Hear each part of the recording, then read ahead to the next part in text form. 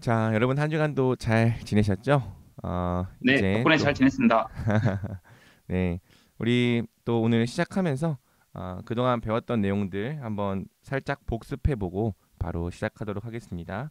자, 우리가 이제 하나님을 아는 바른 지식이라는 주제로 또 제목으로 함께 성경을 배워가고 있는데요. 어, 우리가 제4에서 6문은 하나님의 어, 이 존재에 대해서 배우죠. 그래서 제4문은 하나님은 어떤 분이신가에 관련된 속성에 대해서 배우고 제5문은 하나님은 한 분이시다. 그리고 제6문은 하나님은 삼위로 계신다. 이렇게 배웠습니다. 그렇죠? 그 다음에 이제 제 그다음에 이제 제 갑자기 제가 잘 생각이 안 나는데 제 7문이죠. 제 7문이 하나님의 작정 여기 나와 있을 텐데요. 네, 여기 있습니다. 그다음에 제 7문이 이제 하나님의 작정에 대해서 배우고 어 그리고 8문에서는 이 작정을 어떻게 이루시는가 할 때 작정과 작정의 실행, 작정의 실행에 있어서는 창조와 섭리를 통해 이루신다. 그래서 이 창조가 제 9에서 신문 그리고 섭리가 제 11에서 12문 이렇게 이제 진행이 됩니다.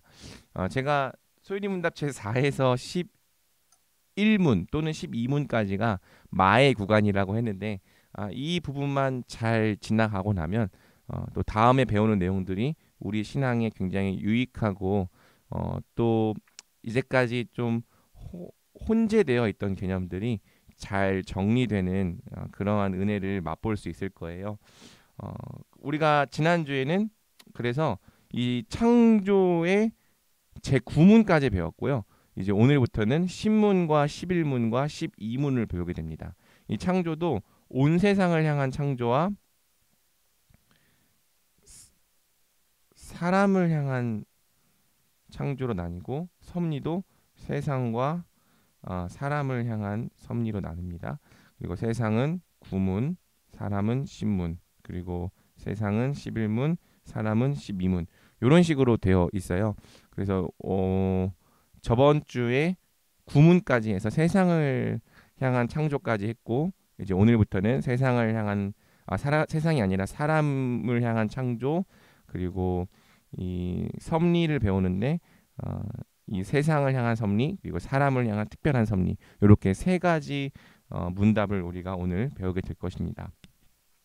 작전과 관련해서는 중요하게 다룰 것이 뭐냐면 하나님께서 모든 것과 모든 일을 하나님의 영광을 위하여 미리 정하셨다. 근데 이것을 시간 안에서 정하신 것이 아니라 시간 밖에서 정하셨고 또 이 모든 것과 모든 일들이 하나님의 영광을 위하여 사용되고 일어나게 하셨다라는 점에 대해서 배웠고요. 특별히 이제 지난주에 그렇다면은 이 세상에서 일어나는 죄와 악에 대한 문제를 우리가 어떻게 이해해야 하는가? 하나님께서 이 땅에 일어나는 죄와 또 악의 문제까지도 미리 작정하셨고 그 작정을 따라 죄와 악의 문제들이 일어난다면 우리가 이를 어떻게 이해해야 하는가에 대한 부분을 지난주에 좀 자세히 나눴죠. 혹시 뭐 한 주가 지났기 때문에 기억이 잘 안 날 수도 있지만 이런 내용을 우리가 나눴었습니다. 그리고 이 죄와 악에 대한 문제를 다룰 때 우리는 제1 원인과 제2 원인이 있다고 했고요. 그래서 제1 원인이 하나님의 작정이라면 제2 원인은 이제 사람과 피조물이죠. 그래서 하나님께서는 제2 원인에 의해서 일어나는 어떤 이 자유의지나 또는 우연이나 이런 것들을 건들지 않으시고 오히려 이것들을 세우시면서 하나님의 작정이 일어나게 하셨다. 작정대로 되게 하셨다. 우리는 이제 그걸 배운 겁니다. 그래서 이 죄라고 하는 것은 제1 원인의 단계에 들어오는 것이 아니라 제2 원인의 단계에 들어오죠. 사람과 사탄과 영적 피조물들이 스스로 자발적으로 죄를 짓는 거예요. 거기에 하나님께서 어떤 뭐 가하시는 어떤 압력이나 그렇게 행할 수밖에 없도록 조장하시는 그러한 폭력이 없다. 사람은 철저히 자신의 자유의지와 또 자발적인 의지로 하나님 앞에 죄를 짓죠. 그런데 그 사람이 죄를 짓는 그것까지도 제1 원인이신 하나님의 작정 안에 있고 이 둘이 서로 부딪히는 것이 아니라 제1 원인이 더 높은 차원에서 제2 원인을 다루어 간다. 요렇게 우리가 배웠었습니다. 또 이렇게 배우고 나면은 또 여러 가지 의문이 생길 수도 있는데 혹시 의문이 생긴다면 지난주 강의를 한번 다시 들어보는 것도 추천합니다. 이것에 대해서 우리가 알아야지만 이따가 이제 섭리에 대해서 공부할 때도 별로 오해 없이 넘어갈 수 있죠. 그래서 작정과 섭리는 서로 짝을 이루고요. 이 작정을 잘 이해하면 섭리까지도 잘 이해할 수 있습니다. 그리고 작정과 섭리를 잘 이해할 때 우리가 이 땅을 살아가는 삶에 있어서 두려워하거나 걱정하거나 염려하지 않고 언제나 하나님께서 이루시는 선을 신뢰하며 살아갈 수 있는 거죠. 자, 우리 민준이 어서 오세요. 잘 왔고요. 다음에는 지각하지 않고 조금 일찍 와주세요. 알았죠? 네. 우리 막내는 항상 많이 격려해 줘야 합니다. 자, 그러면 이제 오늘은 우리가 사람의 창조부터 시작해서 세상을 향한 섭리와 사람을 향한 섭리 이렇게 세 가지를 배워가도록 하겠습니다. 그리고 이제 12문부터 사람을 향한 특별한 섭리가 시작되는데 그 내용부터 오늘 우리에게 임하는 구원까지 쭉쭉 딸려갈 거예요. 그래서 이제 지금까지 배웠던 내용들이 오늘 우리를 향한 구원에 대한 기초적인 지식 또는 진리라는 것 여러분들이 기억해 주면 좋겠고 놓치지 않고 또 포기하지 않고 계속해서 잘 따라옴으로써 여러분 평생의 교리의 기초를 잘 세울 수 있도록 간절히 소망합니다. 자, 그러면 우리 사람의 창조와 섭리를 배워볼 텐데요. 제가 제 신문을 질문하면 우리 민준이가 답변해 주시면 감사하겠습니다. 하나님은 사람을 어떻게 창조하셨습니까? How did God create 아니 man? 영어로 얘기하는 게 아니고 여기 답변을 아, 네. 그래요. 답변을. 영어 감사합니다. 예. 하나님은 사람을 남자와 여자로 창조하시되 지식과 의와 기록에 있어 자기 자신의 형상을 따라 피조물들을 지배하게 창조하셨습니다. 우리 민준이가 영어에 좀 자신이 있었던 것 같아요. 그래서 나도 갑자기 How did God create man 나오길래 그리고 기룩이 아니라 거룩입니다. 잘 안 보이나요? 자, 그래서 하나님은 사람을 남자와 여자로 창조하시되 지식과 의와 거룩에 있어 자기 자신의 형상을 따라 피조물들을 지배하게 창조하셨습니다. 총 세 가지 포인트가 크게 있다고 생각하면 되는데요. 남자와 여자의 창조, 지식과 의와 거룩에 있어서 하나님의 형상을 따른 창조, 그리고 피조물들을 지배하게 하신 창조. 이렇게 세 가지 포인트가 있다고 생각하면 좋습니다. 자, 먼저 하나님의 형상으로 창조되었다는 부분부터 살펴보겠습니다. 하나님의 형상, His own image. 자, 사람은 하나님의 형상으로 창조되었다. 우리가 이 내용을 주일 설교 말씀을 통해서도 여러 번 다루었는데요. 하나님의 형상이란 하나님을 닮았다. 그리고 하나님을 나타낸다. 요 두 가지 의미가 있다고 생각하면 편합니다. 하나님의 형상이 뭐라고요? 하나님을 닮았다. 그리고 나타낸다. 이 형상이라고 하는 이 젤렘이란 단어 자체가 고대 시대에 세워놓는 어떤 동상을 말하는 거예요. 뭐 지금도 별로 좋은 비유는 아니지만 북한에 가면 뭐 김일성 동상이 거대하게 세워져 있잖아요. 그런데 단지 그 거대한 동상이 이 그냥 아무 의미 없는 구조물이 아니라 그 형상이 기밀성이라고 하는 존재를 나타내고 대변하죠. 마찬가지로 하나님께서 이 땅에 우리를 하나님의 형상으로 창조하셨다는 것은 단순히 하나님을 닮았다는 그것을 넘어서 우리로 하여금 하나님의 영광과 하나님의 권위와 또 하나님의 아름다우심, 그분의 권위를 나타내고 대변하도록 창조하셨다는 의미입니다. 이렇게 두 가지 의미가 있는 거고요. 하진이 어서 와. 하진이 지금 코로나 확진되었다고 하는데 또 이렇게 성장반에 참여해 주셔서 감사합니다.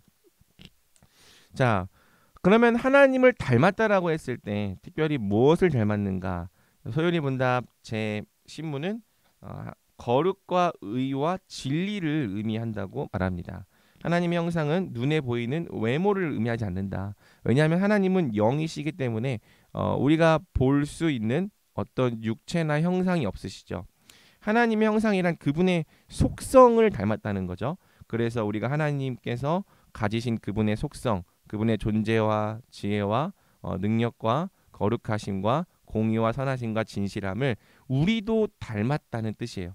그래서 우리가 제4문을 배울 때 하나님의 속성 중 공유적 속성에 대해서 배웠고, 이 공유적 속성을 우리도 가졌다.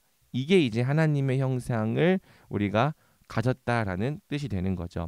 하나님의 형상이란 우리가 그의 거룩과 공의와 지식을 따라 지음 받았다는 의미다. 그래서 거룩은 죄가 없는 선한 존재로 지음 받았다. 첫사람은 거룩한 존재로 지음 받았어요. 의라고 하는 것은 하나님의 뜻과 일치하는 존재로 지음 받았다. 하나님의 뜻을 행할 수 있는 존재로 지음 받았고요. 또 진리라고 하는 것은 하나님의 뜻을 아는 존재로 지음 받았다. 그래서 하나님 죄가 없다. 그리고 하나님의 뜻과 일치하는 삶을 살 수 있다. 그리고 하나님의 뜻이 무엇인지를 아는 존재로 지음 받았다. 이것이 이제 첫사람의 창조고 오늘 우리와 비교되는 사람의 상태이죠. 타락하기 이전의 상태입니다. 그래서 하나님께서 이러한 형상을 주신 목적이 무엇이냐? 먼저는 하나님과 닮은 형상을 통해 하나님을 영화롭게 하고 즐거워하는 거죠. 즉 쉽게 말해서 하나님은 우리가 하나님과 교제하는 존재가 될 수 있도록 하나님을 닮은 존재로 창조하셨다는 겁니다. 자, 우리와 닮은 존재와 교제를 나눌 수 있어요. 여러분이 저기 길가에 뛰어다니는 메뚜기와 교제를 나눌 수 있습니까? 뭐 공감 능력이 뛰어난 분들은 메뚜기와도 이 교제를 나누는 것 같기도 합니다. 막 말도 걸고. 근데 보통은 이 교제를 나누기가 쉽지가 않아요. 왜냐하면 메뚜기와 우리가 닮은 부분이 거의 없기 때문이죠. 그러면 혹시 집에 반려견이나 반려묘, 고양이를 키우는 분이 있습니까? 강아지와 고양이와는 그래도 좀 교감이 많이 되죠. 강아지가 또 고양이가 우리의 어떤 행동에 따라서 여러 가지 반응을 보이기 때문입니다. 그러면 여러분, 고양이와 개 말고 자녀라면 어떨까요? 자녀는 우리와 더 많이 닮은 존재죠. 그리고 우리가 갖고 있는 이 속성들을 굉장히 많이 갖고 있는 존재입니다. 자녀와는 고양이와 개보다 훨씬 더 깊은 교제를 나눌 수 있을 거예요. 심지어 같은 언어로 대화도 할 수 있죠. 물론 제가 이제 아이 셋을 키워보다 보니까 이 아이 놈들이 강아지와 개나 아직까지는 별 차이가 없다고 생각이 되기도 하는데, 그래도 어떤 이 영적인 존재로서 감정이 있고 또 의지가 있고 또 대화하면 서로 이해하고 알 수 있는 훨씬 더 깊은 교제를 나눌 수 있고요. 제 자녀가 더 많이 성장하게 되면 더 자녀와 깊은 대화를 할 수 있겠죠. 마찬가지예요. 하나님께서 우리를 하나님의 형상으로 창조하신 것은 하나님과 교제하는 존재가 되게 하신 거죠. 우리가 제1문에서 사람의 제1된 목적이 하나님을 영화롭게 하고 그분을 영원토록 즐거워하는 것이다 라고 했을 때, 하나님은 우리가 하나님을 영화롭게 하고 그분을 영원토록 즐거워할 수 있도록 하나님의 형상으로 창조하신 거예요. 그래서 우리가 하나님의 형상으로 지음 받았다면 우리 인생의 가장 중요한 목적, 또 우리 인생의 가장 큰 행복이 하나님과 교제하고 하나님을 즐거워하는 것이라고 우리는 고백하는 거죠. 그래서 우리는 이 하나님의 형상을 가지고 하나님이 어떤 분이신지 알 수 있고 그분께 합당한 영광을 돌리며 하나님과 교제를 나눌 수 있는 거고요. 또 우리는 이 하나님의 형상을 통해 하나님의 거룩하신 뜻을 따라 순종하며 살아갈 수 있는 거죠. 자, 하나님께서 우리에게 이 하나님의 형상을 주신 것은 굉장히 우리에게 특별한 창조의 목적을 두셨음을 의미합니다. 하나님의 형상을 가진 사람은 근본적으로 다른 피조물들과 구별되는 존재다. 하나님의 형상으로 지으심을 받은 피조물은 사람밖에 없죠. 다른 모든 피조물들은 하나님께서 말씀으로 창조하셨지만 오직 사람만은 하나님께서 함께 서로 논의하심으로 삼위 하나님께서 우리가 우리의 형상과 우리의 모양을 따라 사람을 만들고 땅의 모든 것들을 다스리게 하자라고 말씀하시면서 하나님께서 하나님의 형상으로 창조하시는 말씀이 창세기 1장에 나오고 또 2장을 보면은 하나님께서 사람을 흙으로 창조하시되 또 무엇으로 창조하십니까? 하나님께서 그분의 생기를 불어 넣으셔서 하나님을 닮은 생명이 되게 하시죠. 그래서 우리가 이제 오늘날 과학적인 사고로 보면은 사람은 동물이랑 아무 차이가 없는 존재예요. 다른 동식물보다 가장 앞선 진화의 단계를 밟고 있는 존재다. 과학적으로 봤을 때 사람의 어떤 이 생물학적인 특성과 동물의 생물학적인 특성은 그냥 다른 거지 무언가 사람이 더 특별하다 이렇게 말할 수가 없는 거죠. 어떤 TV에 출연한 과학자가 그렇게 얘기하는 걸 봤어요. 그러면 도대체 사람이 갖고 있는 이 지정의는 무엇이냐라고 물어볼 때 어떤 사람이 얘기하기는 이것은 사회적 필요에 의한 진화의 산물이다. 이렇게 얘기를 하는 거죠. 하지만 우리가 하나님의 세계를 정직하게 본다면 사람과 동물 사이에는 넘을 수 없는 질적 차원에서 넘을 수 없는 간격이 존재함을 알 수가 있습니다. 그래서 본능을 따라 행동하는 이 동물과 지정의를 따라 살아가는 사람 이 사이에는 이 비슷한 것 같지만 도저히 메워질 수 없는 이 창조의 간격이 있는 거죠. 제가 첫째 아이를 기를 때 첫째 아이가 이제 아직 돌도 되기 전에 8개월 정도 됐을 때였거든요. 그런데 제가 8개월 정도 됐을 때 제 아이한테 간식을 이제 집에 챙겨주는데 제가 첫째 아이는 제가 학교를 휴학하고 제가 길렀어요. 아내가 일을 했고 그 다음에 제가 이제 집에서 일을 했는데 그릇에다가 바나나 반토막이랑 그 다음에 코코볼을 줬습니다. 뭐 지금 생각해 보면은 왜 이런 조합으로 줬는지 모르겠는데 아무튼 집에 간식이 그렇게 있어서 코코볼이랑 바나나를 줬는데 얘가 이걸 어떻게 먹었냐면은 바나나에다가 코코볼을 하나씩 붙여서 도깨비 방망이를 만든 거예요. 그리고 이제 저한테 되게 자랑하는 표정으로 그걸 보여주면서 이 도깨비 방망이를 만들어서 먹더라고요. 참 보면서 야 어떻게 이럴 수가 있지? 그냥 본능에 따라서 먹는 것이 아니라 벌써 이 8개월, 9개월밖에 안 된 아이가 어떤 창조적인 행위를 하는 것에 있어서 굉장히 놀랐죠.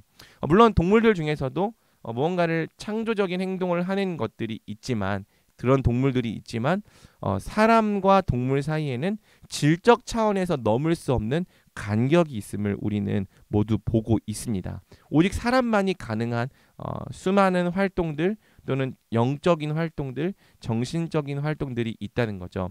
뭐 동물들 중에서 종교를 갖고 어떤 신을 예배하는 그런 동물들은 없잖아요.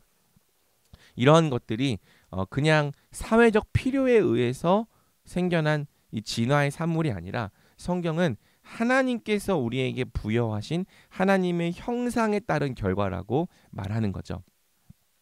그러면 이 하나님의 형상을 우리가 왜 가졌는가? 하나님과 교제하기 위한 목적도 있습니다. 하지만 창세기 1장 26절을 보면은 하나님께서 우리와 함께 이 세상을 다스리고자 이 통치권을 주셨다고 얘기하는 하나님의 형상을 주셨다고 얘기하는 거죠. 우리 한번 창세기 1장 26절을 란 자매님이 한번 읽어 주시겠어요?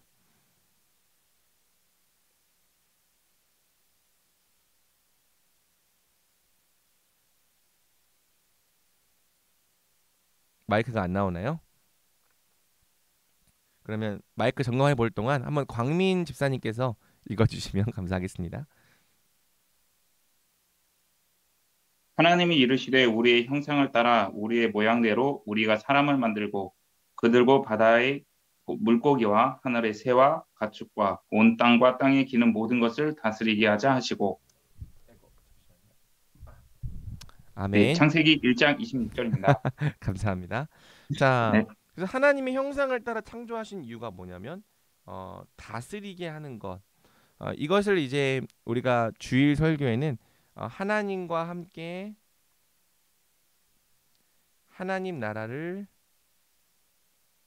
다스리게 하셨다. 이렇게 이제 배우고 있는 거죠. 우리는 성경적 복음의 기초 안에서는 사람은 하나님으로부터 통치권을 부여받은 그분의 대리 통치자다. 하나님의 목적은 우리와 함께 이 하나님의 아름다운 세상을 잘 다스리는 거예요. 그래서 이러한 이 사명을 잘 수행할 수 있도록 사람에게 하나님의 형상을 주신 거죠. 하나님의 형상이 있어야만 하나님의 뜻을 알고 하나님의 뜻을 이해하고 하나님과 교제하며 하나님과 함께 이 세상을 잘 다스릴 수 있는 것입니다. 그래서 하나님께서 우리에게 원하시는 것은 우리 자신부터 시작해서 우리가 속한 가정, 우리가 속한 교회, 우리가 속한 학교, 우리가 속한 직장, 우리가 속한 나라, 우리가 속한 모든 곳을 하나님의 나라가 되게 하는 거예요. 하나님의 뜻이 이루어지고 하나님의 뜻이 펼쳐지는 세상이 되게 하는 거예요. 이것이 이제 하나님께서 우리로 하여금 잘 다스리게 하셨다라는 뜻이죠. 그러니까 세상을 다스린다라고 말하니까 너무 거창하게 느껴질 수 있는데 그렇게 거창한 일이 아닙니다. 우리가 가정 안에서 하나님께서 원하시는 뜻대로 부모님과 관계를 맺고 또 형제 자매와 관계를 맺고 그 안에서 하나님의 뜻이 펼쳐지게 한다면 그것이 가정을 잘 다스리는 거예요. 그렇죠? 또 저처럼 이제 가장이 되었을 때는 아버지로서 아내를 잘 돌보고 또 자녀들을 잘 돌보고 양육하며 사랑으로 또 하나님의 말씀을 가르치고 또 하나님께 순종하게 하는 것. 가정 안에 하나님의 뜻이 이루어지고 또 하나님의 나라가 임하게 하는 것. 이것이 이제 잘 다스리는 거죠. 또 더 넘어가서 지금 이제 제가 교회에서 이 목회자로서 여러분들을 담당하고 있는데 우리 교회 안에 하나님의 뜻이 이루어지도록 말씀을 잘 가르치고 또 잘 전파하는 것. 이것 역시 잘 다스리는 사명의 일환이고 뭐 여기 이제 하진이 같은 경우에는 임원이기도 한데 임원으로서의 역할을 잘 수행한다면 그건 역시 우리 공동체를 잘 다스리는 삶의 역할을 하는 거죠. 무슨 어떤 임원이나 역할을 맡아야지만 하나님의 사명을 잘 수행하는 것이 아니라 여러분 한 사람 한 사람에게 주신 역할과 또 지위와 하나님의 뜻을 이해하고 여러분이 속한 자리에서 하나님의 뜻에 순종하려고 한다면 하나님은 여러분을 통해서 여러분과 함께 이 세상을 하나님 나라가 되게 하시는 거죠. 그리고 우리가 조금 더 많은 기회를 부여받을 때 우리는 더 나아가 모든 세상 피조물들을 잘 보존하고 관리하는 책임까지도 지게 되는 겁니다. 그래서 우리가 장차 뭐 사회의 각 영역으로 나아가겠죠. 과학의 영역으로 나아가는 분들도 있고 기술의 영역으로 나아가는 분들도 있고 경제의 영역으로 나아가는 분들도 있고 또 정치의 영역으로 나아가는 분들도 있는데 우리가 사회의 각 영역들에 들어가서 그곳에서 이 세상의 원리를 따르지 않고 하나님의 원리를 따르면서 하나님의 정의와 공의가 실현되게 한다면 그것이 하나님의 뜻대로 하나님과 함께 세상을 잘 다스리는 거죠. 하나님께서 우리에게 하나님의 형상을 주신 것은 바로 이러한 삶을 살아가게 하려고 우리에게 주셨다는 거예요. 그래서 모든 피조물들을 잘 보존하고 관리해야 될 책임이 있다. 더 나은 모습으로 발전시켜야 할 책임이 있다. 이러한 사명을 잘 수행하도록 거룩과 의와 진리로 우리를 창조하신 거고요. 우리에게 주어진 모든 지식과 재능과 능력들은 하나님께서 주신 이 사명을 위해 사용될 때 가장 의미 있고 가치 있다. 그래서 제가 이제 이 부분을 가르치면서 우리 청년들에게 강조하고 싶은 부분은 단순히 먹고 살기 위한 생존이 여러분 인생의 목표가 되지 않았으면 좋겠어요. 어떻게 하면 취업할 수 있을까? 또 어떻게 하면 내 집을 마련할 수 있을까? 어떻게 하면 안전한 경제적 환경을 구성해서 다른 이 고난과 어려움에 대한 두려움 없이 안전한 삶을 살 수 있을까? 이것이 하나님 백성에게는 더 먼저 구해야 될 제목들이 아니라는 거죠. 우리가 마태복음 6장 33절을 보면 하나님께서 뭐라고 말씀하십니까? 먼저 그 나라와 그의 의를 구하라. 그리하면 이 모든 것을 너희에게 더하시리라. 이 말씀은 교회를 위해 살면 하나님께서 너희에게 모든 걸 책임져 주겠다, 그런 말씀이 아니라 우리의 시선과 우리의 어떤 이 관점과 목적이 단순히 이 땅에서 잘 먹고 잘 사는 것, 안전하게 사는 것, 여기에 매몰되는 것이 아니라 이것을 뛰어넘어야 된다는 거예요. 하나님께서 내게 주신 사명을 이해하고, 그래서 가정에서의 삶, 또 교회에서의 삶, 또 사회 안에서의 삶, 이 영역 안에서 하나님 나를 통해 무엇을 하고 싶으신지, 나를 통해 어떻게 하나님의 정의와 공의를 실현할 것인지, 지금 내가 음악의 영역에 있다면 어떻게 음악의 영역에서 나를 통해 하나님 일하기 원하시는지, 내가 정치의 영역에 있다면 어떻게 이 정치의 영역에서 하나님께서 나를 통해 일하기 원하시는지, 경제의 영역에 있다면, 또 뭐 직장 안에 있다면 그 각 내게 주어진 자리에서 어떻게 하나님의 뜻이 펼쳐지기 원하는지, 이것을 질문하고 이것을 위해 기도하고 이것을 위해 사는 삶을 살아가라는 거죠. 그렇게 할 때 하나님께서 필요한 모든 것도 더해 주시겠다는 거예요.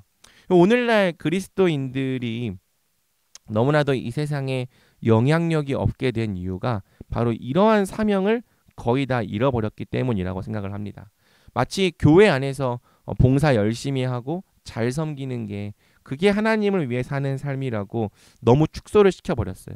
그리고 교회 밖의 삶에 대한 부분에서는 그냥 잘 먹고 잘 살고 안전한 삶을 마련하고 또 나를 위해 재물 쌓고 그냥 이렇게 사는 것이 그냥 잘 사는 것이다, 요렇게 축소된 것 같아요. 그래서 그리스도인들이 사회에 있어도 별로 사회에 미치는 영향력이 없어요. 그리스도인들이 어느 곳에 있다면, 어떤 위치에 있다면 그 사람을 통해서 그곳이 형통하게 되는, 요셉을 통해서 하나님께서 형통하게 하셨던 것처럼 그리스도인이 어떤 사회의 위치와 그 자리에 있다면, 정말 작은 거라도 편의점 알바라고 할지라도 그리스도인들을 통해서 그곳이 형통하게 되고 하나님의 정의와 공의가 실현되는 역사가 있어야 되는데 우리가 이러한 것에 대해 아무런 관심이 없는 거죠. 그저 우리는 내 삶의 안전, 내 삶을 잘 세워나가는 것, 요거에만 관심을 가지니까 우리를 통해 이 세상이 변화되고 아름다워지고 또 정의와 공의가 실현되는 그런 일들이 잘 일어나지 않는 겁니다. 근데 청년들인 여러분들에게는 도전하고 싶어요. 우리가 꿈을 가졌으면 좋겠고 또 소망을 가졌으면 좋겠어요. 그러면서 하나님께서 나를 통해서 이루시고자 하는 일이 무엇인가?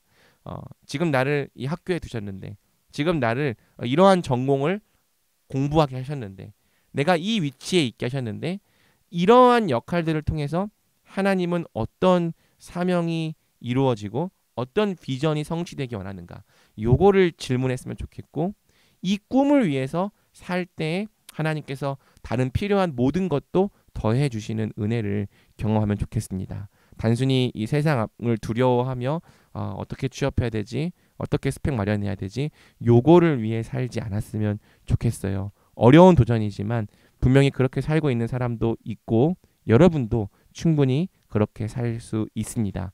하나님의 형상을 통해 하나님의 나라를 잘 세워가는 그러한 사명이 여러분에게 있다는 것을 기억해 주면 좋겠습니다.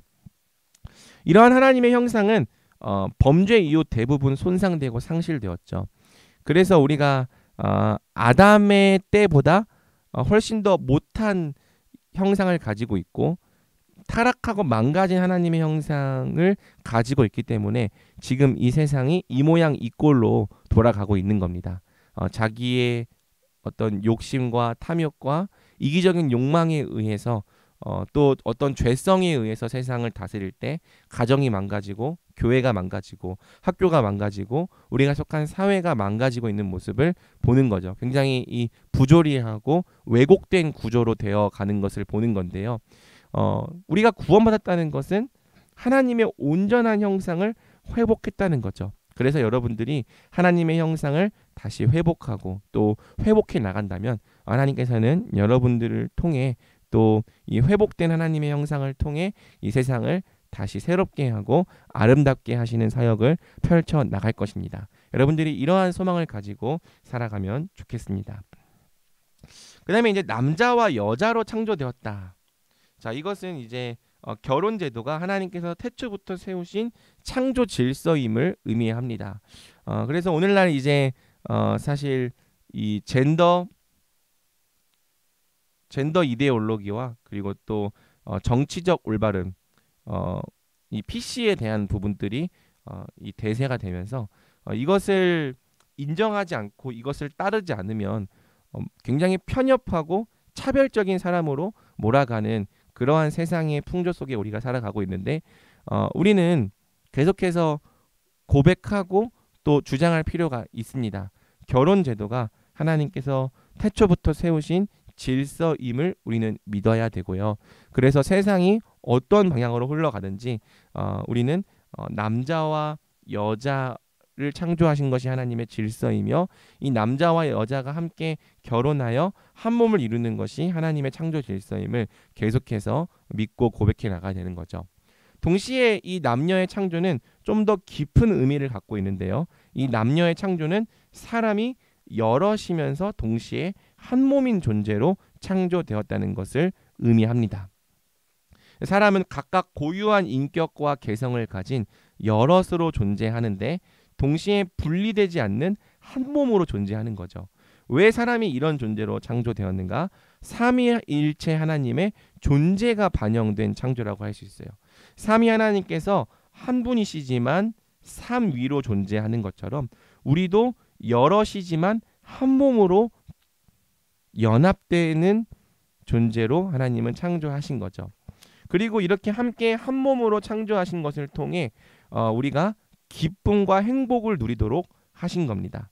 삼위 하나님께서 함께 한 본질로 무한한 기쁨과 행복을 누리는 것처럼 사람도 여럿이지만 한 몸으로 살아갈 때 하나님 나라의 복과 안식을 충만하게 누리게 하신 거죠.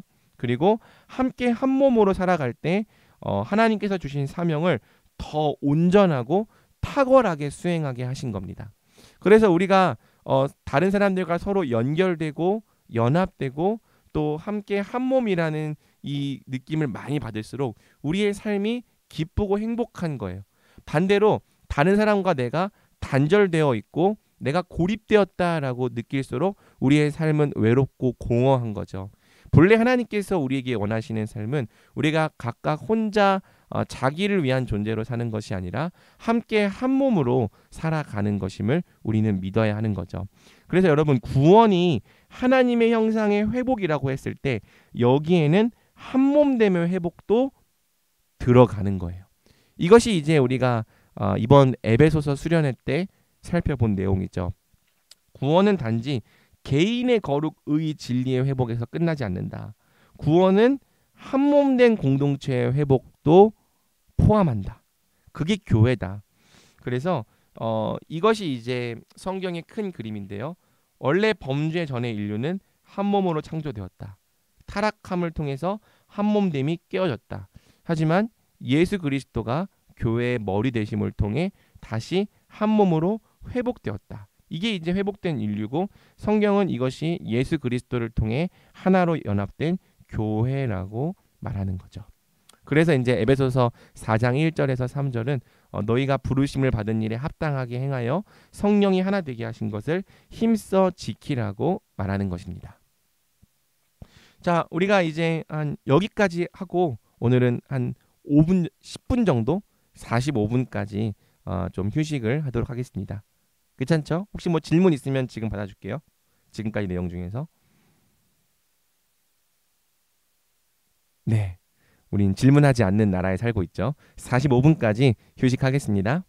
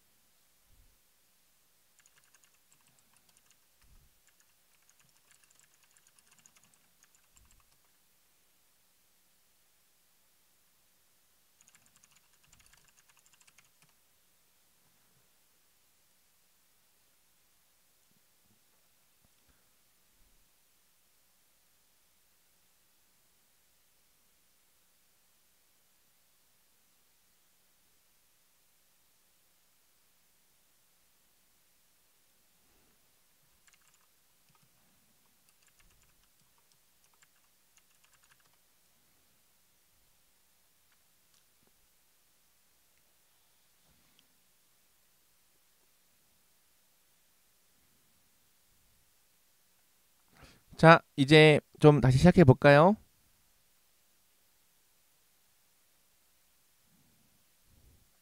다들 돌아왔나요?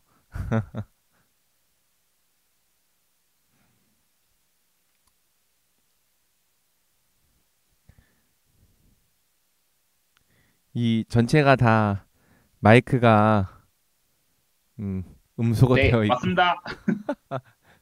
카메라가 아무도 안 켜져 있으니까 아, 아, 저 혼자 말하는 것 저는 같, 켰습니다. 저 혼자 말하는 것 같아요. 다 온 거 아, 맞죠? 우리 란 자매도 네, 왔고, 왔습니다. 네, 네, 민준이도 왔습니다. 왔고, 라인 자매도 왔고, 하진이도 네, 있습니다. 감사합니다.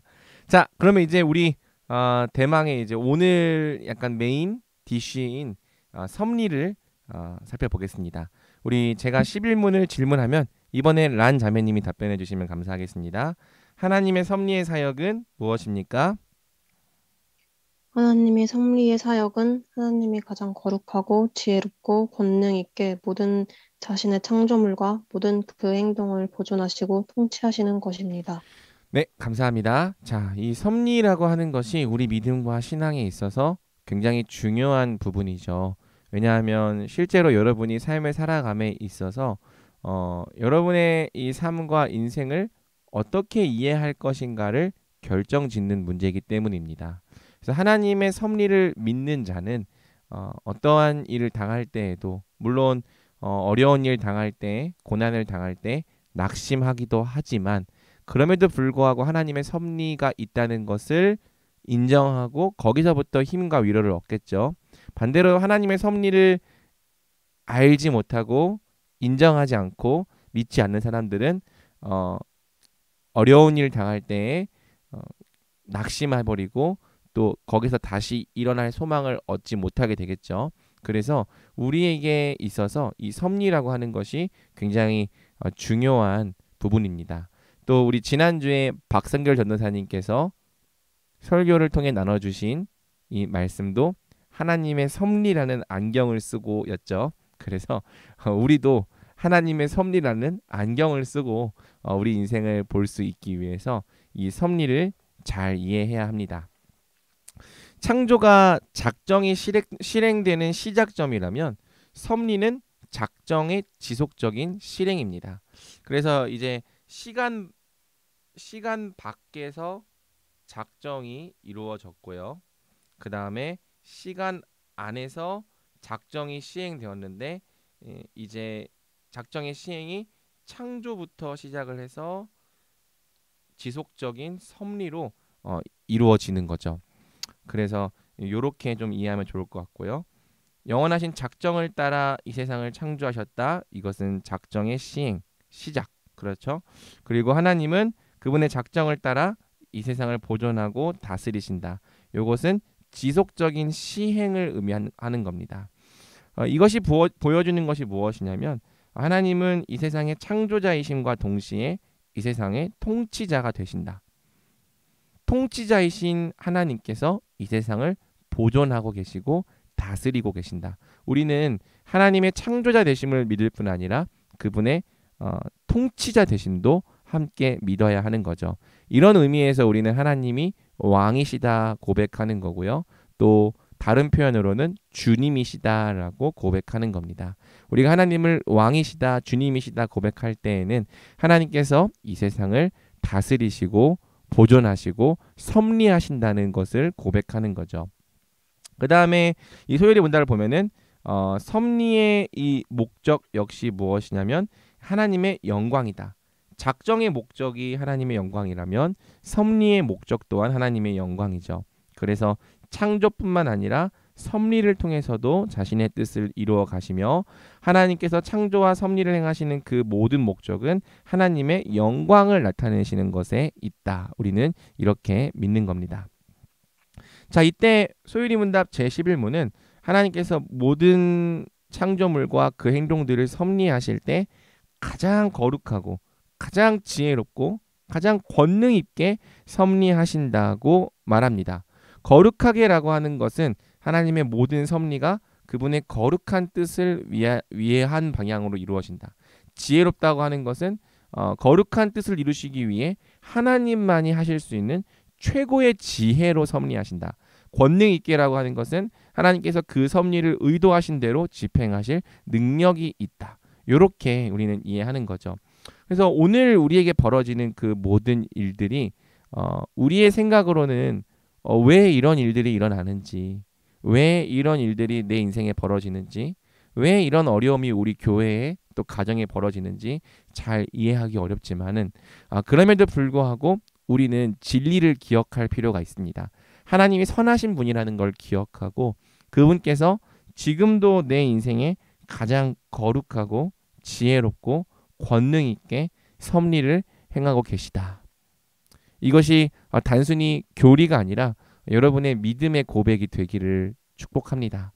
그래서 지금 내가 당하고 있는 이 일들이 너무 어렵고 힘들고 때로는 부당하게 느껴지지만 그럼에도 불구하고 지금 이 당하는 모든 일들이 하나님의 거룩한 뜻을 위해서 일어나고 있음을, 또 이것이 결국엔 하나님의 거룩한 뜻이 성취되기 위한 최고의 지혜라는 것, 또 하나님께서는 하나님의 뜻을 의도하신 대로 이루실 수 있는 능력이 있으시고 하나님의 어떤 의도 밖에서 이 일이 일어나는 것이 아니라 철저히 하나님의 뜻과 계획 안에서 이 일이 이루어지고 있음을 우리가 믿는다면 오늘 우리가 당하는 여러 가지 일들에 대해서 우리가 낙심하지 않고 여전히 살아 역사하시는 하나님을 볼 수 있는 거죠.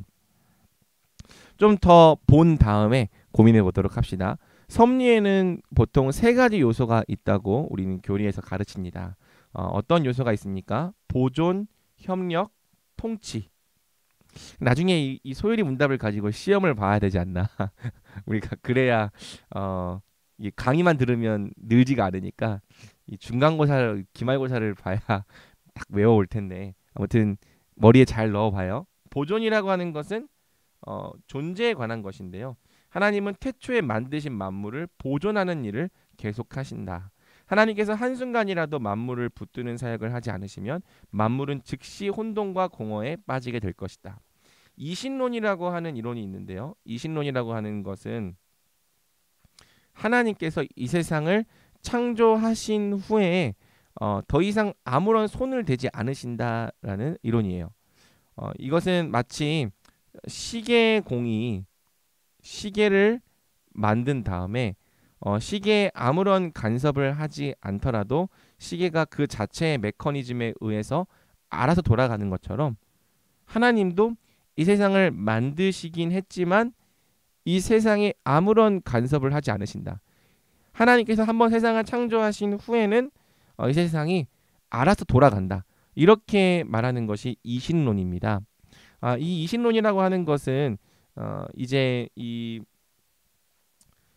유럽의 이 계몽주의 속에서 이제 인간의 이성을 좀 더 강조할 때 하나님을 제거해가는 과정 속에서 나타난 사상이에요.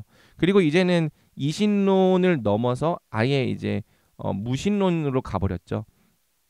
이것을 또 유물론이라고도 하긴 하는데 그냥 하나님 안 계신다. 근데 처음에는 유럽에서 하나님이 계시고 하나님이 다스리신다는 것을 인정하는 것이 이 좀 더 주체적인 사상이었는데 점점 그러다가 인간의 이성을 강조하기 시작하면서 하나님을 제거하고 하나님은 창조만 하셨다. 더 이상 하나님은 이 세상에 아무런 관여를 하지 않으신다라고 하는 이신론으로 갔다가 나중에는 하나님이라는 존재 자체가 존재하지 않는다. 모든 것은 다 물질일 뿐이다라고 말하는 무신론으로 가버리죠. 오늘날 우리도 이런 생각을 갖고 있는 지체들이 어느 정도 있을 거예요.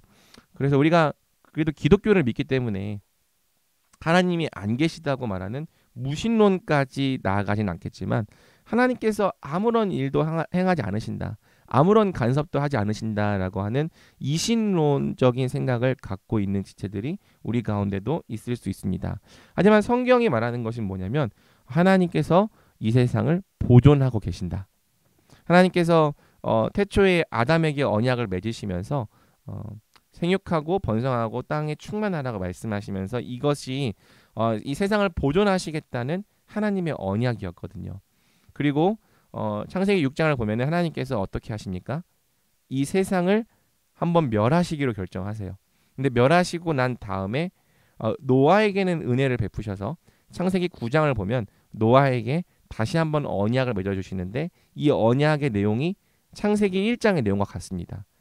생육하고 번성하고 땅에 충만하면서 하나님의 최종적인 심판의 때까지 이 세상을 보존해 주시겠다고 약속을 하시는 거죠. 그래서 이 세상은 그냥 알아서 그 자리에 있으니까 알아서 존재하는 것이 아니라 이 세상을 향해서 자비를 베푸시는 하나님의 보존의 사역에 의하여 존재하고 있는 거예요. 만약 하나님께서 단 한순간이라도 만물을 붙드는 사역을 하지 않으시면 만물은 즉시 혼돈과 공허에 빠지게 되는 거죠. 히브리서 히브리서가 아닙니다. 사도행전 17장 27절에서 28절을 보면은 하나님께서 어떻게 하시냐면 우리가 그를 힘입어 살며 기동하며 존재하느니라 라고 말하면서 모든 존재가 다 하나님을 힘입어 존재하고 있다. 모든 존재가 다 하나님을 힘입어 기동하고 있다. 이렇게 성경은 말하는 겁니다. 이제 이그샘플에다가 이제 과학적인 좀 개념을 갖고 왔는데 이 사실 이 온 우주가 존재하는 것에 있어서 이 핵력과 전자기력 이것이 없으면 온 우주 자체가 유지가 될 수가 없대요. 이 핵력이라고 하는 것은 이 원자핵 내에 있는 양성자와 중성자와 같은 핵자 사이의 결합력, 또 전자기력은 운동하고 있는 전하들 사이에 나타나는 전자력과 자기력. 그래서 이러한 이 힘이 없으면은 원자가 붙어있지 못하고 그 순간 팍 하고 먼지 속으로 흩어져서 사라져 버리는 거죠. 근데 이러한 힘이 도대체 왜 존재하는가? 그냥 과학자들은 당연히 존재하니까 존재한다라고 말하지만 우리는 하나님께서 이것을 존재하고 계셨고 존재하게 하셨고 여전히 존재하게 하신다 이렇게 고백하는 거죠. 그 다음에 이제 미세조정 우주라고 하는 개념이 있는데요. 이것은 뭐냐면 우주의 생명이 존재하기 위해 특정 물리학의 기본 상수들이 매우 좁은 범위 내에 존재하며 여러 기본 상수들이 조금이라도 지금의 값과 달랐다면 우주의 물질을 만들어내거나 천체 구조를 발달시키거나 다양한 원자가 존재하거나 현재 우리가 생각하는 개념의 생명이 존재하기 어려울 것이다 라고 말하는 이 과학자들의 이제 이 입장이죠. 그러니까 지금 사실 우리가 살아가고 있는 이 세상에는 왜 있는지 모르는 상수들이 많다는 거예요. 예를 들어서 이 중력이라고 하는 것조차도 그 중력이 떨어진 그 것들이 존재하는 상수, 그리고 또 여러 가지 이 세상의 우주에 존재하는 이런 상수들이 아주 약간만 달랐더라도 이 세상은 지금과 같은 모습으로 존재할 수 없었다는 거죠. 그럼 왜 그런 상수들, 이런 미세한 부분까지도 완벽하게 조화를 이루며 이 세상을 가능하게 하는가? 그냥 과학자들은 그냥 있는 거다. 하지만 우리는 하나님께서 그렇게 하셨다. 하나님께서 질서를 부여하시고 그렇게 존재하게 하셨고 지금도 그렇게 존재하게 하시기 때문에 우리는 이 세상이 질서 가운데 존재를 유지하며 보존되고 있는 거다라고 고백을 하는 거죠. 하나님과 참 인간이 이 참 하나님의 존재를 인정하지 않을 때 참 교만한 존재가 되기 쉬운 것 같아요. 우리는 스스로 존재하는 자들이다. 우리는 하나님 없이도 존재할 수 있는 자들이다. 이 세상도 그렇다. 이렇게 얘기를 하지만 사실 하나님께서는 그렇게 이야기하는 교만한 자들의 존재까지도 보존해주고 계시는 거죠. 그래서 한 교수님은 그렇게 얘기를 했어요. 하나님을 대적하는 이 사람도 하나님의 품 위에서 하나님을 대적할 수밖에 없다. 왜냐? 그 하나님을 대적하는 자의 존재까지도 하나님이 붙들어주고 계시기 때문에. 그러니까 그는 그 존재를 하나님께 의지하면서 하나님께 대적하는 거죠. 그러니까 실제로 이 자기 존재와 모든 것을 하나님께 빚지고 있는 자들이 하나님을 대적하고 하나님을 거부하고 하나님 없이도 존재할 수 있다고 말하는 그 모든 죄가 얼마나 큰 것인지 우리는 깊이 생각해 볼 필요가 있는 겁니다. 그 다음에 이제 이 섭리에 있어서 중요한 개념이 바로 협력인데 하나님은 모든 행위 가운데서 피조물과 함께 일을 만들어 가신다. 그러므로 피조물의 모든 활동과 행위는 다 하나님의 섭리 가운데 속해 있다.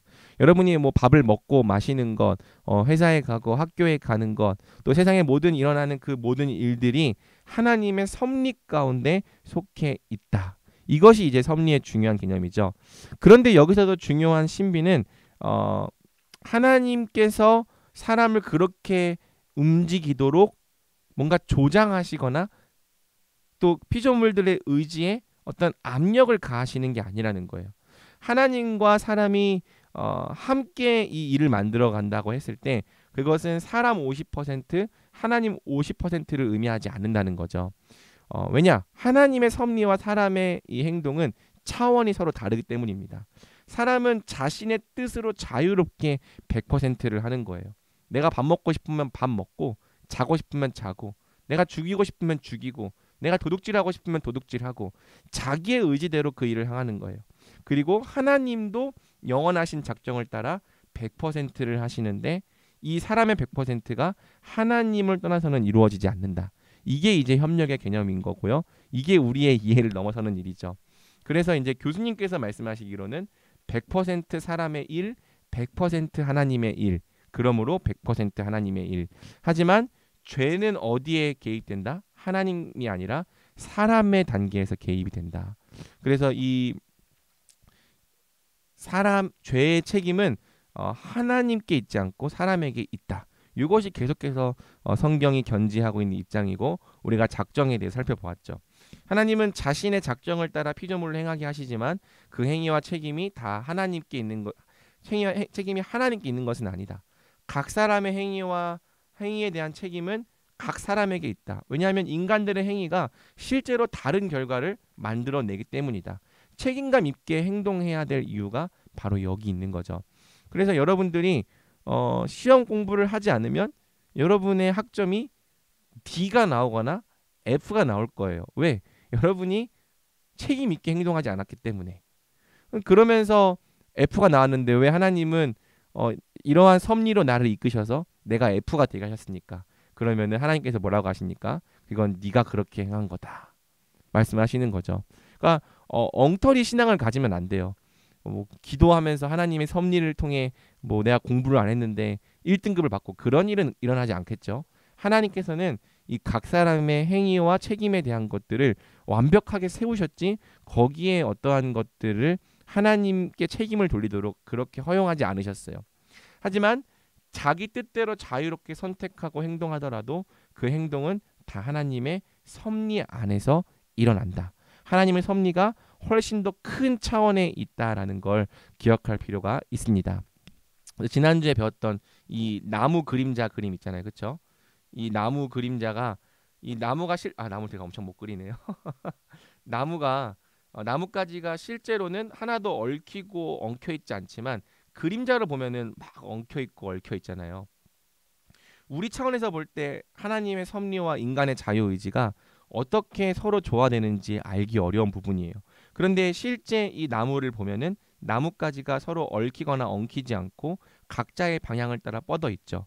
성경도 말하기로는 우리의 책임, 우리의 자유가 제한되지 않으면서 동시에 하나님의 섭리도 완벽하게 서고 있다고 이야기를 하는 거예요. 그래서 우리는 이 부분에 있어서는 우리의 생각과 논리로 이해하려고 하기보다는 성경이 가르쳐 주는 대로 믿는 것이 필요한 거죠. 그래서 하나님의 섭리가 사람이나 사탄보다 더 높은 차원에 있음을 의미한다. 하나님은 사람이나 사탄의 생각과 행동을 무시하지 않고 그 모든 것을 내포하면서도 더 높은 차원에서 하나님의 뜻을 이루어 가신다. 그러니까 더 높은 차원에서 사람은 다 자기 마음대로 일하고 또 사탄도 자기 마음대로 활동을 하는데 더 높은 차원에서 하나님의 뜻이 이루어져 가는 거예요. 그래서 제가 저번 주에 또 들었던 비유 중에 하나가 뭐냐면 바둑판 비유. 민준이는 그때 없었으니까 한 번 더 얘기를 해주냐면은 제가 아버지랑 바둑을 둘 때 어렸을 때 바둑을 둘 때 아버지를 한 번도 이긴 적이 없습니다. 바둑에는 이 하수가 고수를 상대할 때 몇 점을 미리 바둑판에 깔아놓고 하는 그러한 룰이 있어요. 제가 보통 아버지한테 9점을 깔고 바둑을 두는데 열심히 제가 바둑을 두지만 저는 저의 자유의지와 고민과 생각으로 열심히 바둑을 두죠. 하지만 모든 것은 아버지의 작전과 아버지의 섭리대로 이루어집니다. 그래서 열심히 바둑을 두다 보면은 나는 딱 그 부분만 보면서 바둑을 두고 있는데 어느 순간 이 아버지의 뜻이 완성이 되면서 제가 바둑에서 져 있는 거죠. 그러니까 하나님의 작전과 하나님의 섭리라고 하는 것은 우리의 차원에서 우리가 다 이해하기 어려운 일이에요. 하나님께서는 우리의 어떤 자유의지와 우리의 생각을 무너뜨리지 않으시면서 동시에 하나님의 섭리를 이루실 수 있다는 그러한 지혜와 무한하고 영원한 지혜와 권능이 있다는 것을 우리가 믿음으로 받아들여야 하는 거죠. 자, 이 내용 한번 박스에 있는 내용을 우리 하진이 좀 목이 아플 수도 있으니까 민준이 지금 읽을 수 있나요? 민준이 지금 이동 중인 것 같아요. 네, 네, 읽을 수 있어요. 네, 한번 읽어주세요. 뭐지? 저기 답 글 읽으면 되나요? 네, 아래쪽? 여기 이 박스. 제1원인이신 하나님의 예지와 측정대로 만물은 변함없고 틀림없이 발생하지만 동일한 섭리에 의해 하나님은 만물이 제2원인들의 성질을 따라 필연적으로 자유롭게 우연적으로 일어나도록 정돈하셨다. 하나님의 전능하신 능력과 측량할 수 없는 지혜와 무한한 선하심은 최초의 타락과 천사들과 사람들의 모든 다른 죄들에까지 영향을 끼치는 그분의 섭리 가운데에서 더 분명하게 나타난다. 이는 하나님께서 단순한 허용에 의해서가 아니라 그 자신의 거룩한 목적을 위해 다양한 경륜 안에서 가장 지혜롭고 능력 있는 제안과 정돈과 통치를 섭리와 연결되도록 하셨다. 그러나 그 제약성은 하나님에게서 나오는 것이 아니라 오직 피조물에게서만 나온다. 하나님은 가장 거룩하고 의로우심으로 죄의 조성자가 아니며 승인자도 아니고 또한 그렇게 될 수도 없으시다. 우리 민준아, 네. 읽으면서 무슨 내용인지 이해가 되니? 조금은 이해가 돼요. 전혀 이해가 안 되는 되는 채로 건 아니라. 읽는 것 같은 느낌이 들어서 네. 잘 읽어줘서 감사합니다. 밖에서 읽었구나. 고마워요. 네. 제가 설명해 볼게요. 자, 제1원인이신 하나님의 예지와 작정대로 만물은 변함없고 틀림없이 발생하지만, 그러니까 하나님께서 모든 일들의 제1원인이 되신다는 거예요. 동시에 동일한 섭리에 의해 하나님은 만물이 제2원인들, 우리가 바로 제1원인들이 2원인들이죠. 성질을 따라 필연적으로 자유롭게 우연적으로 일어나도록 정돈하셨다. 그래서 이것 우리의 어떤 이 자유를 또 우연과 필연을 무너뜨린 것이 아니라 우리의 활동에 따라 그것이 일어나도록 정하게 하셨다는 거예요. 공부를 하면 학점이 잘 나오고 공부를 안 하면 학점이 안 나오고 이러한 것들이 하나님께서 이 필연적으로 또 자유롭게 우연적으로 일어나도록 하나님께서 정돈하셨다는 거예요. 이 모든 것들이 다 하나님의 무한한 지혜와 또 권능에서 나온다는 거고요. 그래서 보면은 이 죄들에까지 영향을 끼치는 그분의 섭리 가운데 더 분명하게 나타나는데 이 사람이 죄를 짓고 또 타락한 천사들이 죄를 짓는 것은 다 그들의 자유의지에 의해서 하는 행동들입니다. 그런데 하나님께서는 그들의 자유의지에 의한 죄와 타락까지도 단순히 허용할 뿐 아니라 보세요. 자신의 거룩한 목적을 위해 다양한 경륜 안에서 가장 지혜롭고 능력 있는 제안과 정돈과 통치를 통해 섭리와 연결되도록 하셨다. 이제 이것이 뭐냐면 모든 것이 합력하여 선을 이루게 하셨다라는 뜻이죠. 그러니까 이 죄인들이 죄를 짓는 악을 행하는 그 악까지도 타락한 천사들의 그 악한 행동까지도 하나님께서 가장 지혜롭고 능력 있는 섭리를 통해서 모든 것이 다 하나님의 뜻을 위해 이루어지도록 하나님께서 연결되게 하셨다는 거예요. 하지만 이 죄악성은 자체는 하나님께 있는 것이 아니라 계속 누구에게 있다? 피조물에게만 있고 하나님은 가장 거룩하고 의로우심으로 죄의 조성자가 아니며 승인자도 아니시고 또한 그렇게 될 수도 없으시다. 이러한 관점을 계속해서 성경은 가지고 가는 거죠. 자, 통치에 관한 것. 통치는 하나님은 온 땅의 왕으로서 창조물 각자가 존재하는 목적을 이루도록 계속 통치하신다. 그러므로 하나님의 통치가 없으면 각각의 피조물은 자신의 존재 목적을 이룰 수 없다. 바꿔 말하면 하나님의 통치가 있기 때문에 이제 우리는 우리 자신의 존재 목적을 이루는 삶을 살아갈 수 있다는 거예요. 예수님을 믿고 구원받았다는 것은 하나님의 통치를 다시 회복하고 하나님의 통치를 받는 하나님 나라의 백성이 되었다는 뜻이죠. 그리고 하나님의 통치를 받는 하나님의 백성이 되었을 때 우리는 잃어버렸던 우리 자신의 존재 목적을 이루며 살아가게 되는 겁니다. 그래서 여러분들이 하나님의 섭리에 관해서 분명하게 믿고 또 이것이 우리에게 얼마나 큰 위로와 소망이 되는지를 날마다 믿고 고백하며 확신하며 살아가면 좋겠습니다. 그리고 특별히 웨스트민스터 신앙 고백서는 신자들이 겪는 여러 고난과 어려움에 관한 섭리에 대해서 다음과 같이 설명해 주는데요. 자, 우리가 겪는 이 어려움과 고난은 어떻게 이해해야 되느냐, 이 부분에 대한 내용입니다. 제가 한번 읽어볼게요. 가장 지혜롭고 의로우시며 은혜로우신 하나님께서는 때때로 자신의 자녀들을 여러 가지 시험과 그들 자신의 마음의 부패성에 얼마 동안 내버려 두신다. 그렇게 함으로써 하나님은 전에 범한 그들의 죄들로 인하여 징계하고 그들에게 숨어 있는 부패한 힘과 그들의 마음의 거짓됨을 깨닫게 하여 그들을 겸손하게 하신다. 그 결과 하나님은 자녀들이 도움을 바라며 하나님을 더 친근하고 끊임없이 의지하게 하며 장래의 모든 범죄의 기회에 대하여 경계하기 위해 또한 여러 가지 다른 의롭고 거룩한 목적들을 위해 그들을 더욱 깨어있게 하신다. 그래서 이게 무슨 말이냐면 하나님께서는 심지어 신자가 당하는 이 고난과 시험까지도 사용하셔서 그것이 여러분을 위한 선이 되게 하시고 열매가 되게 하신다는 거죠. 우리가 당하는 이 시험과 고난은 첫째로는 우리의 의지와 상관없이 이 세상이 망가져 있기 때문에 벌어지는 고난과 시험이 있죠.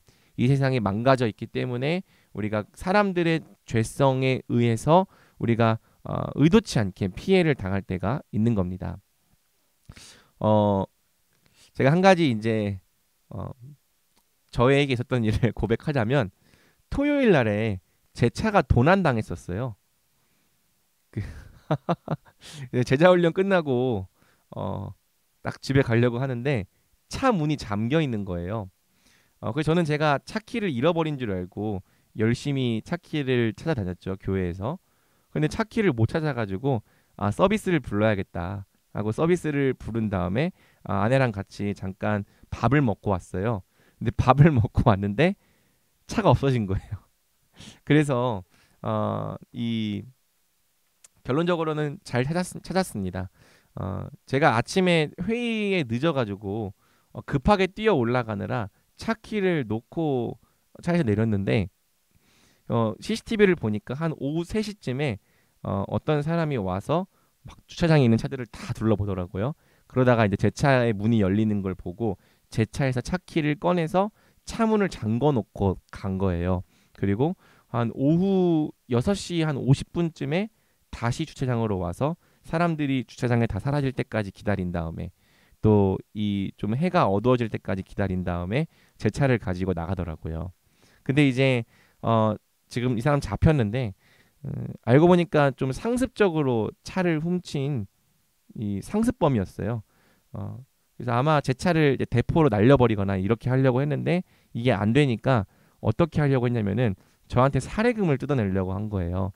그래서 주일날 아침에 자기가 이 투싼에서 이 애들 4명이 내리는 걸 목격했는데 차주냐? 맞다고. 제 차가 도난당했다고 하니까 그 차가 어디 있다. 내가 이거 봤으니까 살해금 좀 달라고 계좌번호를 보내는 거예요.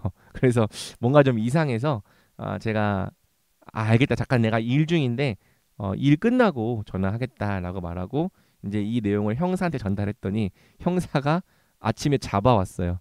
그래서 14시간 만에 차가 돌아왔는데 참 감사하게도 이 차가 돌아왔죠. 근데 이러한 고난, 그건 고난이라고 좀 말하기도 어렵지만 다행히 차가 안전히 돌아왔기 때문에 또 어떤 사람들은 이 사람이 훔쳐간 차 중에서 돌아오지 않는 차도 있다고 하더라고요. 되게 감사한데 이건 저의 의지와 상관없이 일어나는 고난이죠. 이 세상이 망가져 있기 때문에 우리 주변에 있는 사람들이 죄악에 의해 타락해 있기 때문에 우리가 어쩔 수 없이 겪게 되는 고난이 있죠. 또 동시에 우리의 마음의 부패함 때문에 겪게 되는 이 고난도 있습니다. 우리가 하나님의 뜻을 따르지 않고 우리가 하나님의 말씀대로 살지 않기 때문에 발생하는 어려움, 또 그거에 대한 이 죄의 결과들이 있어요. 그렇죠? 하나님께서 하지 말라고 하신 일들을 우리가 하나님의 말씀 무시하고 행했을 때 그에 따르는 여러 가지 이 죄의 열매들이 있고 이것 때문에 우리가 고난을 당하기도 하는 거죠. 보통은 이 두 가지 일들에 때문에 우리 삶에 어려운 일들이 일어나는데 하나님은 그마저도 선이 되도록 섭리하신다는 거예요. 그것이 우리의 죄성 때문에 일어난 일이든 그것이 우리의 죄성과 상관없이 일어난 일이든 그것들을 통해서 우리 죄를 징계하시고 우리 마음의 부패함과 마음의 거짓됨을 깨닫게 하시고 겸손하게 하는 거죠. 그러면서 하나님께 우리가 하나님 아버지의 도움을 바라게 하시고 기도하게 하시고 그분의 말씀 앞에 엎드리게 하시고 더 친근하게 하시고 끊임없이 하나님을 의지하게 하시며 여러 가지 의의 열매를 맺게 하시는 방향으로 이 모든 이 악과 죄의 문제들까지도 사용하시고 섭리하시는 겁니다. 그래서 우리가 이제 이러한 하나님의 은혜를 안다면 우리에게 일어나는 일들에 대해서 하나님을 원망하고 불평하기보다는 솔직하게 우리가 겪고 있는 이 어려움들에 대해서 하나님께 고백하면서 그럼에도 불구하고 여전히 우리 인생 가운데 선을 행하고 계시는 하나님을 믿고 신뢰하는 믿음으로 나아갈 수 있겠죠. 그래서 여러분들에게 이 섭리가 참 믿음의 유익이 되는 은혜가 있기를 축복합니다. 자, 마지막 이제 사람을 향한 특별한 섭리를 우리가 살펴봐야 하는데요. 내용이 많기 때문에 조금 빨리 달려가겠습니다. 자, 이 내용이 중요해요. 이 내용이 이제 12문부터 38문까지 이어지는 내용의 이 중요한 전제가 되고요. 사실 성경을 볼 때도 이 내용이 굉장히 중요합니다. 자, 한번 제가 질문해 볼 테니까 혹시 하진이 뭐 말할 수 있으면 답변해 보세요. 하나님은 창조된 상태로 있는 사람을 향하여 어떤 특별한 섭리의 행위를 행하셨습니까? 하나님은 사람을 창조하시고서 완전한 순종을 조건으로 하여 사람과 생명 언약을 맺으시고 선과 악을 알게 하는 나무로부터 먹는 것을 사망의 벌로 금하셨습니다. 아멘. 자, 이것이 이제 우리가 지금 주일에 배우고 있는 성경적 복음의 기초에서도 다뤘던 내용인데, 자, 하나님께서는 처음에 사람을 창조하신 다음에 어떤 섭리를 행하셨냐면은 사람과 생명 언약을 맺으셨다. 이게 포인트예요. 그리고 이 생명 언약은 어떤 언약이냐면 완전한 순종을 조건으로 하여 영생을 주시겠다는 이 언약인 거죠. 그래서 제가 동산 중앙에 선악을 알게 하는 나무와 생명나무가 함께 세워져 있음으로써 너희가 하나님의 법에 순종한다면 하나님의 영생을 누리는 존재들이 될 거다. 이것을 계시했다고 여러분들에게 가르쳐 줬어요. 자, 먼저 언약이라고 하는 개념이 성경을 이해하는 데 있어서 굉장히 중요한 개념이에요. 이 언약을 잘 이해하는 것이 성경을 잘 읽는 키예요. 언약이 무엇이냐? 언약은 하나님께서 사람에게 영생을 주시기 위해 일방적으로 맺으신 은혜의 약속이다. 그리고 이 언약에는 세 가지 종류가 있는데 구원 협약. 이 구원 협약은 삼위 하나님께서 서로 간에 맺으신 협약을 말하는 겁니다. 그래서 이 구원 협약에서는 구속자와 구속 백성, 이 구속 방식을 정하셨죠. 그래서 예수 그리스도를 통한 구속, 그리고 이 누굴 구속할 것인지 이 미리 예정하신 것, 그 다음에 어떻게 구속하실지, 이것은 창세 전에, 시간이 만들어지기 전에 삼위 하나님께서 맺으신 이 구원의 협약이고요. 이 구원의 협약이 시간 속에서 이루어지는 것이 이제 우리에게 맺으신 언약인데, 그 언약에는 성경을 보면 굉장히 다양한 언약이 있지만 크게 두 가지로 구분할 수 있습니다. 하나는 행위 언약이고 하나는 은혜 언약이죠. 자, 행위 언약과 은혜 언약의 가장 이 중요한 차이가 뭐냐면, 사람의 순종을 조건으로 축복과 상급이 주어진다면 그것은 행위 언약. 그리고 사람의 순종이 조건이 되지 않고 오직 하나님의 은혜에 의해서만 축복과 상급이 주어진다면 그건 은혜 언약. 요 차이예요. 어떤 차이인지 알겠어요? 하나님께서 우리 사람과 맺으신 언약은 두 가지의 종류가 있는데 행위 언약이라고 하는 것은 순종을 조건으로 축복과 상급이 주어지는 언약이다. 순종이라는 조건이 있다. 이게 포인트고요. 은혜 언약은 조건이 없어요. 행위와 관계없이 하나님의 은혜에 의하여 축복과 상급이 주어지는 언약이다. 은혜 언약. 그럼 여러분 우리는 이 두 언약 중 어떤 언약으로 구원을 받을까요? 예수님을 믿는다는 것은 어떤 언약입니까?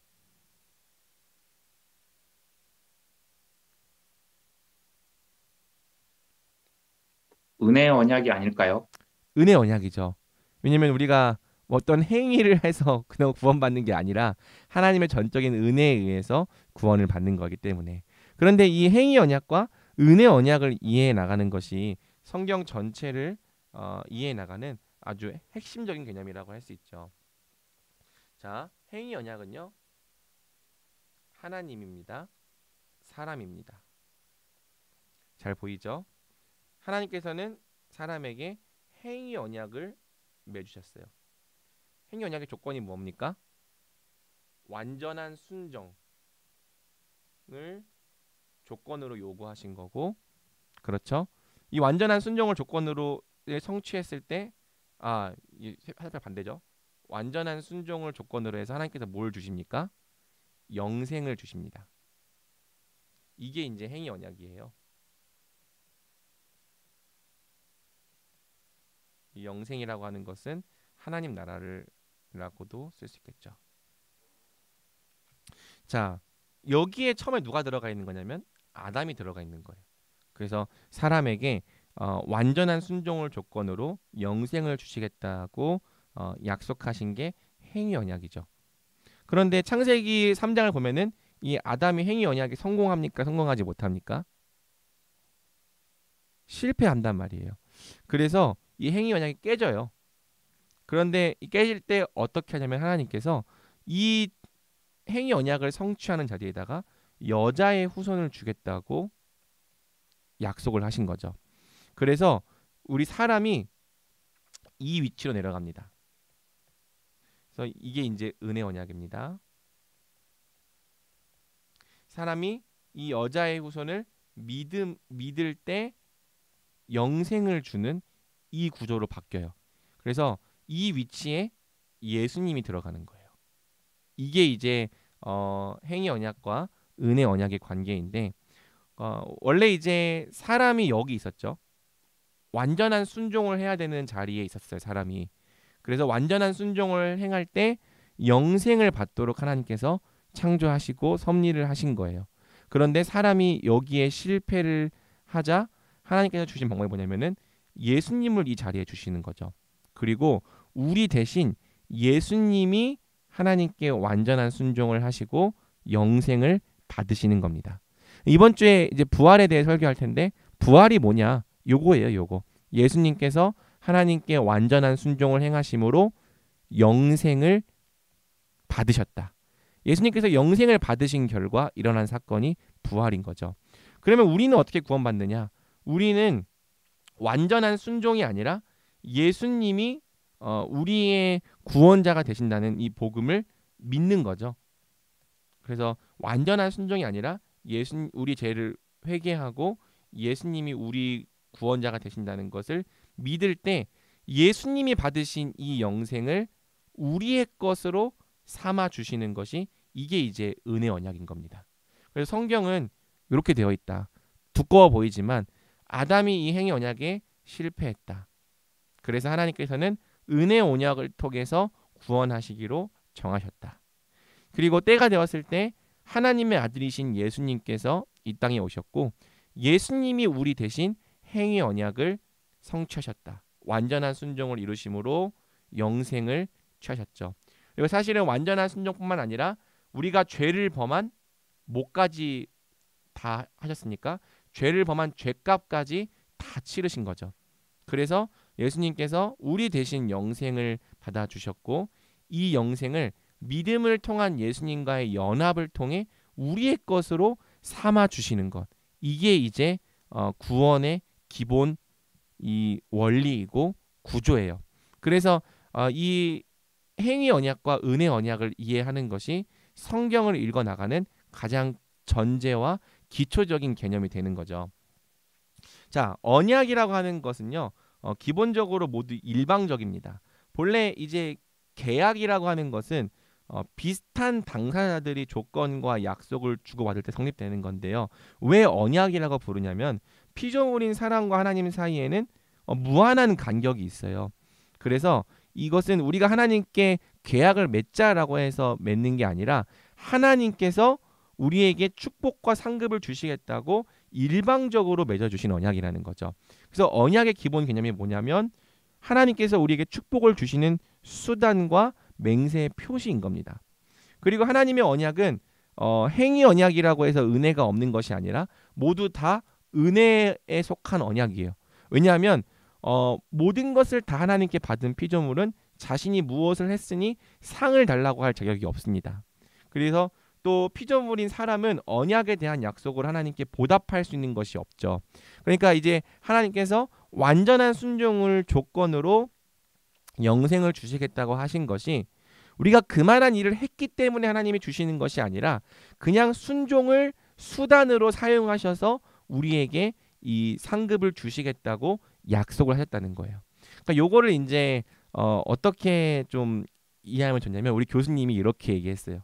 너 학교 잘 갔다 오면 내가 하와이 보내줄게. 엄마가 이렇게 얘기한 겁니다. 자, 그러면 여러분 학교 잘 갔다 오는 것과 하와이 해외여행 갔다 오는 거.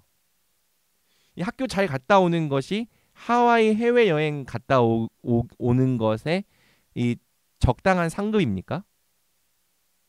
여러분 학교 잘 갔다 온다고 누가 하와이 해외여행 보내줍니까? 그런 거 아니잖아요.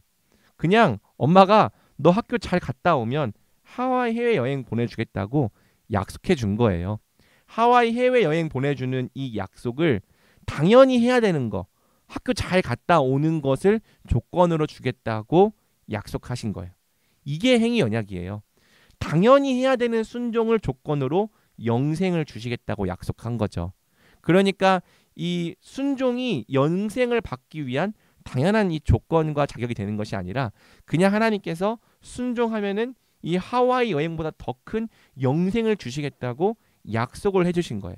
그래서 이제 행위 언약도 사실은 은혜에 속한 언약이다라고 이야기를 하는 거죠. 그래서 성경의 언약을 이해할 때 사람 편에서 축복과 상급을 받기에 합당한 어떤 행위를 해서 하나님이 그 대가로 보답하신다고 생각하면 안 된다. 하나님께서는 자기를 낮추셔서 축복과 상급을 주시고 언약의 형태로 사람에게 구원을 주시는 것이다. 우린 이렇게 이해한다는 거죠. 자, 이거는 언약에 대한 부분인데 제가 한번 읽어보겠습니다. 하나님과 피조물 사이의 간격은 너무나 커서 비록 이성적 피조물일지라도 창조주로서의 하나님께 오직 순종할 의무만을 가지고 있다.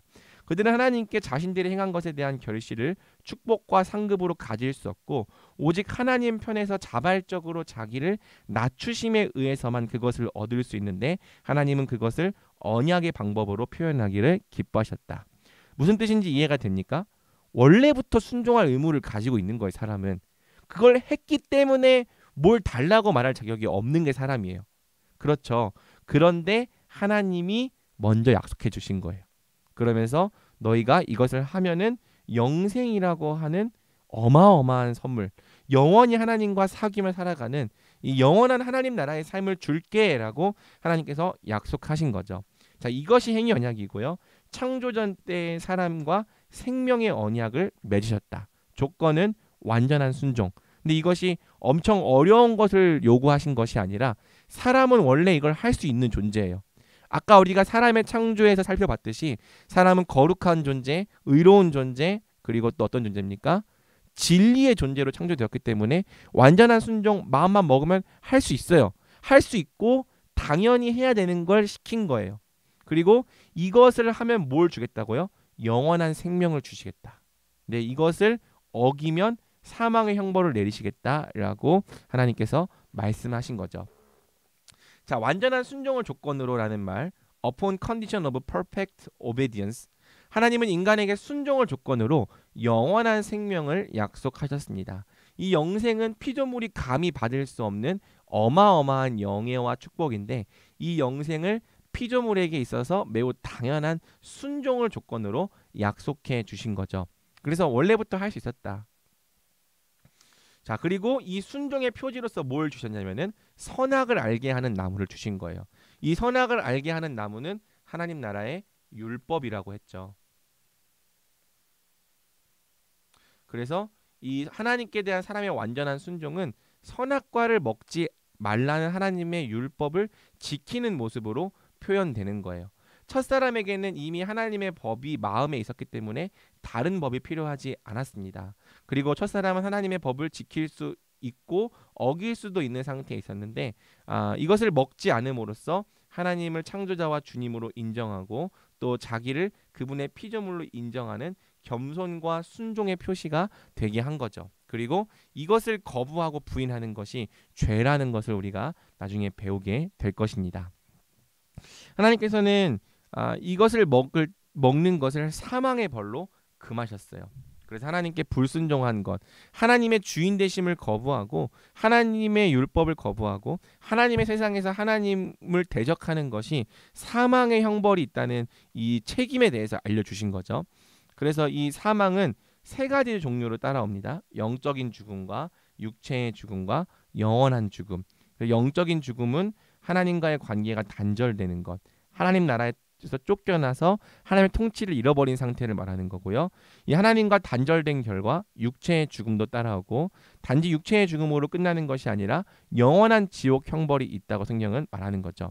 우리가 불순종의 대가로 사망이 주어지는 것은 너무 과하다고 생각할 수 있는데, 본래 순종을 통해 주어질 영생의 상급이 얼마나 은혜로운 선물이었는지를 생각해 보면 절대 과한 형벌이 아닙니다. 하나님은 불순종에 대한 대가를 사망으로 정하신 것보다 더 큰 은혜의 상급, 즉 영생을 완전한 순종에 두었습니다. 그러니 사람의 불순종은요, 이 능력과 지혜의 부족이 아니라 스스로 자원하여 선택한 것이기 때문에 사람이 핑계할 수 없는 거죠. 또한 하나님께 대한 불순종은 결코 작은 일이 아닙니다. 우리가 배우겠지만 불순종의 본질은 하나님에 대한 적극적이고 의지적인 반역이죠. 그리고 그 죄를 범한 대상이 바로 온 우주보다 크고 귀하신 분이기 때문에 그분께 대하여 죄를 지은 것이 결코 작은 것이 아닙니다. 그리고 하나님의 창조 세계에서 그분께 반역한 자들을 심판하시는 것이 하나님의 공의예요. 원래 이 세상 자체가 하나님의 영광을 위해 존재하는 것이고, 하나님의 영광을 위해 존재하는 이 세상은 하나님의 뜻에 순종하는 피조물들만 살아갈 수 있는 곳이죠. 그러므로 이 하나님의 영광을 위해 존재하는 이 세상에서 하나님의 은혜를 거절하고 스스로 하나님의 영광을 취하려 했던 반역자들이 영원한 사망의 형벌에 처해지는 것은 매우 정당한 일이라고 우리는 볼 수 있습니다. 제가 끝부분은 중요한 내용이지만 시간이 없어서 너무 달렸는데, 여러분들이 한번 나중에 다시 교재를 찬찬히 읽어보면 좋겠습니다. 결론 및 적용만 살짝 읽고 마칠게요. 하나님께서 우리를 하나님의 형상으로 창조하셨다는 것은 이 세상을 다스리라고 하는 거죠. 그래서 단지 우리의 사명이 교회 생활 열심히 하는 게 아니라 이 세상을 더욱 아름답고 온전케 할 책임과 사명이 있다는 것. 나는 무엇으로 어떤 영역에서 이 세상을 섬기고 온전케 할 수 있을지 고민해보고, 여러분이 교회 안에서만 하나님의 자녀로 사는 것이 아니라 온 우주와 또 전 세계와 여러분이 속한 모든 곳에서 하나님의 형상으로 하나님의 뜻을 펼치는 자들이 되기를 바랍니다. 그리고 이제 하나님의 형상에 한몸됨의 의미가 있다는 것. 그래서 우리가 한 몸으로 살아가는 것이 이제 구원의 결과이고, 또 우리가 그렇게 살아야 된다는 것에 대해 얘기를 했고요. 그 다음에 이제 섭리에 대한 것들을 우리가 공부했는데, 하나님은 지금도 그분의 영원한 작정을 이루시기 위하여 가장 거룩하고 지혜롭고 권능 있게 이 세상을 통치하고 계신다. 이 세상에 그분의 섭리 밖에서 이루어지는 일은 단 하나도 없으며 결국에 하나님은 모든 것이 합력하여 그분의 뜻과 선이 되게 하실 것이다. 이것을 믿는 것이 우리의 소망과 용기의 근원이다. 하나님은 신실하시다. 하나님께서 지금도 그분의 영광과 택하신 자기 백성을 위해 섭리하고 계시다는 사실을 믿을 때 우리는 다 이해되지 않을 때라도 언제나 그분을 신뢰하며 현재의 고난을 기꺼이 인내할 수 있다. 그러므로 섭리를 믿는 것은 신자에게 없어서는 안 될 필수적인 신앙의 기초이다. 자, 우리가 오늘은 여기까지 강의를 마치도록 하겠습니다.